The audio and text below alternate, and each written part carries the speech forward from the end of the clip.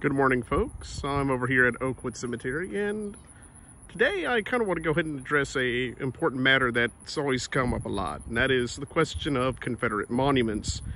Namely, why do the Confederate monuments exist? Now, there are many reasons that are touted around. Some say white supremacy, others say it purely exists to assert a particular viewpoint on the war, namely the lost cause. However, I think there's just a simple answer to that there, which I think would be best described by actually showing you one particular grave.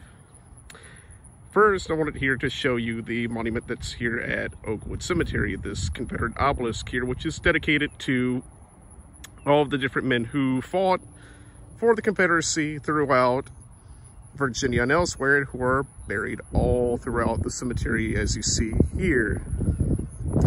However, we're not going to be looking at those. Rather, the monument we're going to be looking at, the particular grave in question, is actually that of one of the veterans of the war who happened to decide to get buried right across the street from Oakwood Cemetery here. Namely, the grave of George S. Miles, who is right here.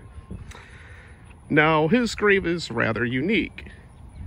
He was born here in Virginia, actually in Accomack County, which is on the East Coast, specifically on the Delmarva Peninsula, and eventually he enlisted in the Confederate Army in the 19th Virginia Infantry and fought throughout most of the war. Eventually, after the war, he ended up here in Richmond and eventually passed away. What makes his grave quite unique is that it also just doesn't serve as a grave for himself, but rather on the opposite side, you have here a special epitaph at the reverse, which says here, erected by George S. Miles to his comrades, Captain T.Z. Henderson, Company B, 19th Virginia Battalion, along with a number of other men that he had served with during the war, which I would presume would actually be buried out here. Now, how does this answer the entire question of why do the Confederate monuments exist? Well, I think the answer is as simple as you see it right here. He died in the 1900s, long after many of these men that he knew had either passed away during the war or after the war. And yet, he never forgot them. He always remembered them and took them to heart, to the point that he even dedicated his own tombstone here to the very men that he knew.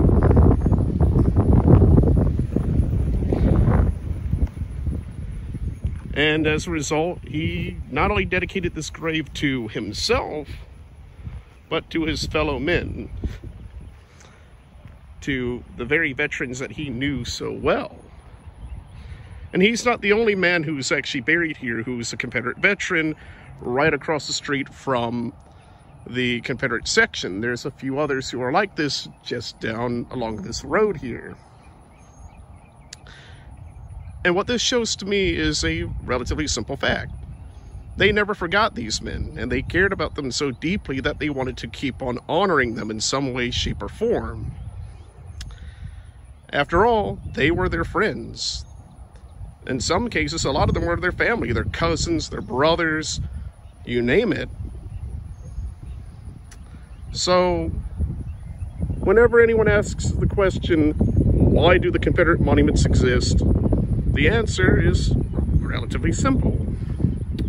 They exist for one sole purpose: to remember those who have fallen in a terrible civil war that no one ever wanted to fight.